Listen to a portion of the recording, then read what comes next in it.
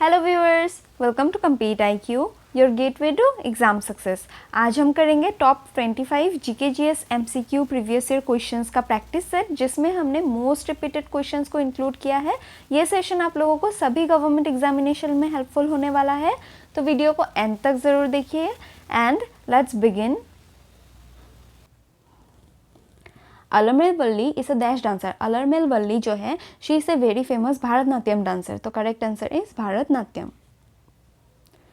Which of the following is an example of microfinance institution in India? Following options में से कौन microfinance institution का एक example है? ICICI bank and HDFC bank है जो, ये सब प्राइवेट बैंक्स है। State bank of India is a public commercial bank, ये सब प्राइवेट कमर्शियल बैंक है। बंधन बैंक जो है, it is an example of microfinance institution. आप लोगों ने सुना होगा, if you are from a village region, कि आप लोगों के घर वाले बंधन बैंक से लोन लेते हैं। This are microfinance institution which basically provides loans to lower income groups. तो correct answer is Bandhan bank. Which of the following is the autobiography of Mahatma Gandhi? Mahatma Gandhi का जो ऑटोबायोग्राफी है फॉलोइंग ऑप्शंस में से, वो है the story of my experiment with truth. तो correct answer is महात्मा गांधी का autobiography the story of my experiment with truth. And इसी में से एक होमवर्क है आपका, माई कंट्री माई लाइफ। ये किसका ऑटोबायोग्राफी है, ये आप लोग कमेंट बॉक्स में मेंशन कीजिए। The Sirpur shrine is situated in which of the following states? Shirpur shrine जो है, ये फॉलोइंग ऑप्शंस में से सिचुएटेड है in the state of Chhattisgarh. तो correct answer is Chhattisgarh. What is the common name for a saturated solution of calcium hydroxide widely used as a raw material in chemical industry? Calcium hydroxide का common name पूछा है। देखिए, slack lime जो है उसका chemical name होता है calcium hydroxide. तो कैल्शियम हाइड्रोक्साइड का कॉमन नेम हो गया slack lime. And calcium oxide that is CaO का कॉमन नेम क्या है? Is quick lime. Quick lime किसे कहा जाता है? कैल्शियम ऑक्साइड को। स्लैक लाइम किसे कहा जाता है? कैल्शियम हाइड्रोक्साइड को। तो करेक्ट आंसर इस क्वेश्चन का है कैल्शियम हाइड्रोक्साइड को कहा जाता है स्लैक लाइम। एंड आप पिक्चर में देख सकते हैं, ये देखिए लाइमस्टोन। लाइमस्टोन को जब हाइड्रेट किया जाता है तो वो quick lime and calcium hydroxide में कन्वर्ट हो जाता है, quick lime and slack lime. तो इस क्वेश्चन का करेक्ट आंसर है slack lime. Who among the following singers is from Andhra Pradesh? आप पिक्चर देख के ही बता सकते हैं। फॉलोइंग ऑप्शंस में से जो आंध्र प्रदेश से है singer, she is very famous singer of Andhra Pradesh, S Janaki. तो correct answer is S Janaki. Who led the Congress in second round table conference held in London?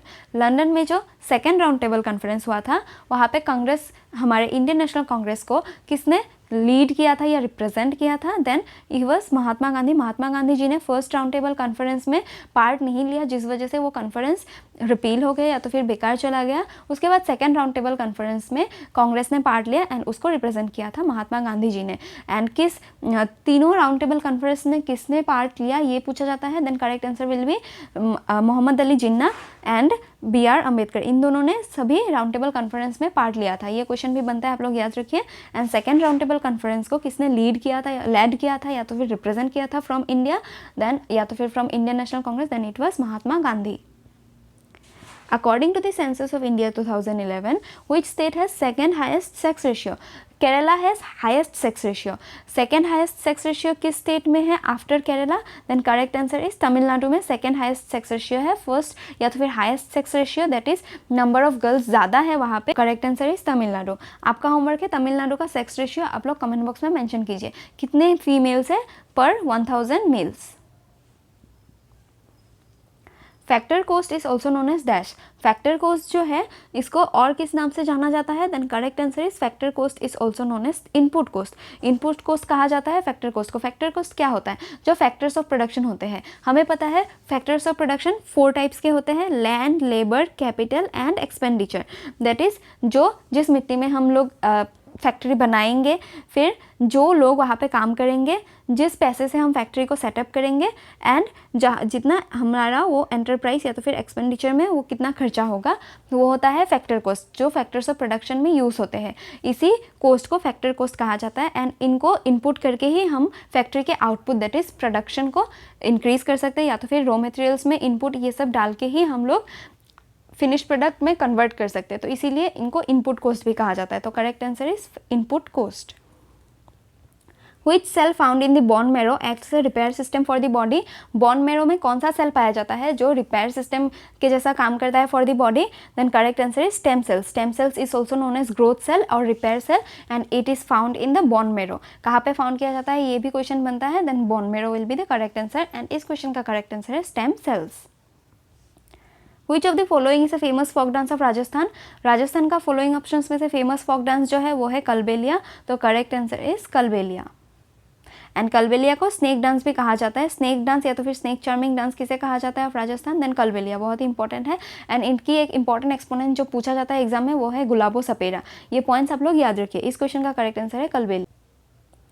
The Dash Port was developed after independence to ease the volume of trade on Mumbai port. Mumbai port का volume of trade जो है बहुत ज़्यादा था, उसको ease करने के लिए, उसको कमाने के लिए, उसका लोड कमाने के लिए कौन सा पोर्ट इंडिपेंडेंस के बाद डेवलप किया गया था? Then Kandla port. Kandla port को चाइल्ड ऑफ इंडिपेंडेंस भी बोला जाता है. Who is known as the child of independence? Then Kandla port is also known as the child of independence. ये भी क्वेश्चन बनता है, आप लोग याद रखिए. Correct answer is Kandla port. In which year battle of Buxar take place? Battle of Buxar जो है 1764 में हुआ था. किस किस के बीच में हुआ था ये आपका होमवर्क है. ब्रिटिशर्स के साइड से किसने रिप्रेजेंट किया था या तो फिर किसने लीड किया था इस बैटल ऑफ बक्सार को, एंड अपोजिट साइड में कौन कौन थे ये आप लोग कमेंट बॉक्स में मेंशन कीजिए. एंड इसी में से एक और इंपॉर्टेंट डेट है 1757 में बैटल ऑफ प्लासी हुआ था. ये दोनों बैटल्स आप लोग याद रखिए. बैटल ऑफ बक्सार से इंडिया में टोटली ब्रिटिश का रूल स्टार्ट हो गया था. तो इस क्वेश्चन का करेक्ट आंसर है 1764. Which article of the Indian Constitution mandates that the state should protect every monument or place of artistic or historic importance? ये आर्टिस्टिक या हिस्टोरिक इंपॉर्टेंस को प्रोटेक्ट करने वाला जो आर्टिकल है ये डीपीएसपी के अंडर आता है. डीपीएसपी कौन से आर्टिकल्स में फॉल होते हैं? इंडिया के कॉन्स्टिट्यूशन के पार्ट 4 में फॉल होते हैं फ्रॉम आर्टिकल 36 to 51. तो इस क्वेश्चन का करेक्ट आंसर है जिस आर्टिकल के अकॉर्डिंग हमारे जो मॉन्यूमेंट है या तो फिर प्लेस ऑफ आर्टिस्टिक और हिस्टोरिक इंपॉर्टेंस है उनको प्रोटेक्ट करने का आर्टिकल है आर्टिकल नंबर 49. तो ये आप लोग याद रखिए. Answer correct answer is article 49. To mark the celebration of Gandhi Jayanti the dash celebrates its international day of non violence. देखिए international day of non violence कब फॉल होता है? देन 2 अक्टूबर हर साल को सेलिब्रेट किया जाता है on the birthday of Gandhi ji Mahatma Gandhi. जिस दिन को गांधी जयंती भी इंडिया में सेलिब्रेट किया जाता है. ये किस स्टेट ने ऐसा डिक्लेयर किया? देन यूनाइटेड नेशंस ने डिक्लेयर किया. यूनाइटेड नेशंस ऑर्गेनाइजेशन ने ये डिक्लेयर किया. इस ऑर्गेनाइजेशन ने डिक्लेयर किया इंटरनेशनल डे ऑन 2 अक्टूबर. तो correct answer is united nations organisation.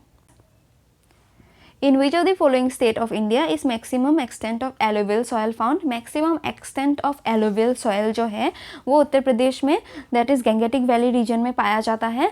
ये आप देख सकते हैं. कर्नाटका तो साउथ इंडिया में हो गया, तेलंगाना भी साउथ इंडिया में है, महाराष्ट्र के साइड में गंगा वैली नहीं पड़ता है. Uttar Pradesh is the only place where Ganga valley extends and इस वजह से एलुवियल सॉइल का सबसे मैक्सिमम एक्सटेंट उत्तर प्रदेश में पाया जाएगा. तो correct answer is Uttar Pradesh. इसी में से आप पिक्चर देख सकते हैं. ये देखिए हमारा जो सॉइल कंटेंट है ऑफ इंडिया ये आप देख लीजिए, इंपॉर्टेंट है. इंडिया में बेसिकली 8 टाइप्स के सॉइल पाए जाते हैं. Alluvial soil, laterite soil, black cotton soil, mountainous soil, red and yellow soil, arid soil, peaty and marshy soil, saline soil. जिसमें से एरिड सॉइल पाया जाता है राजस्थान एरिया में. फॉरेस्ट एंड माउंटेनियस सॉइल पाया जाता है आपका Jammu and Kashmir and Ladakh region में. एलुवियल सॉइल गंगा वैली में पाया जाता है. ये जो बिहार उत्तर प्रदेश इन सब का एरिया हो गया. देन लेटरिट सॉइल आपका पाया जाता है around Kerala, Karnataka and Andhra Pradesh side में, ओडिशा साइड में, जिसमें से red and yellow soil Andhra Pradesh में पाया जाता है. लेटरिट सॉइल ओडिशा साइड में पाया जाता है. एंड जो एलुवियल सॉइल एंड लेटरिट सॉइल है वो थोड़े बहुत नॉर्थ ईस्टर्न एरिया में भी पाए जाते हैं एंड थोड़े बहुत माउंटेनस सॉइल भी पाए जाते हैं. तो ये कॉम्पोजिशन आप लोग याद रखिए, पूछा जाता है एग्जाम्स में. इस क्वेश्चन का करेक्ट आंसर है it is found in Uttar Pradesh. Which university won first place in third Khelo India university games? Third Khelo India university games जो 2024 में हुआ है उसमें फर्स्ट पोजीशन हेल्ड किया है चंडीगढ़ यूनिवर्सिटी में. तो correct answer is Chandigarh university won the third Khelo India university game. Which of the following factors does not affect climate? Following options में से जो अफेक्ट नहीं करता है क्लाइमेट को वो फैक्टर है लॉन्गिट्यूड. लॉन्गिट्यूड कौन से लाइन है जो हमारे ईस्ट एंड वेस्ट को डिवाइड करते हैं, हमारे नॉर्थ से साउथ तक जो लाइंस हम लोग इमेजिनरी लाइंस ड्रॉ करते हैं to study the geography of earth, वो होते हैं लॉन्गिट्यूड। एंड लैटिट्यूड क्या होता है? लैटिट्यूड ये हॉराइजेंटल लाइंस होते हैं। Horizontal lines are latitude and vertical lines are longitude. And longitude क्यों इफेक्ट नहीं करता? क्योंकि हमारे जो विंड्स है वो basically east to west and west to east blow करते हैं। इस वजह से लॉन्गिट्यूड इम्पैक्ट नहीं करता है क्लाइमेट को, रैदर लैटिट्यूड इम्पैक्ट करता है। हाइट भी इम्पैक्ट करता है, जहाँ पे ज़्यादा हाइट है वहाँ पे ज़्यादा होता है विंड का फ्लो, एंड विंड तो इम्पैक्ट करता ही है क्लाइमेट को। तो इस क्वेश्चन का करेक्ट आंसर है लॉन्गिट्यूड। एंड ये आप पिक्चर में देख सकते हैं, यहाँ पे मैं different types of winds in different years in different parts of the earth जो ब्लो करते हैं, एग्जाम्स में बनते हैं जियोग्राफी के इंपॉर्टेंट क्वेश्चन। आप इस पिक्चर को देख के अच्छे से याद कर लीजिए, ये इंपॉर्टेंट है, एग्जाम्स में पूछा जाता है questions. With this we conclude our session here. Hope आप लोगों को वीडियो पसंद आया होगा, एंड कोई भी इंप्रूवमेंट चाहिए then please do comment. And अगर वीडियो आप लोग को अच्छा लगा हो देन लाइक करें, कमेंट करें, शेयर करें, एंड इस चैनल को सब्सक्राइब कर लें। And thank you.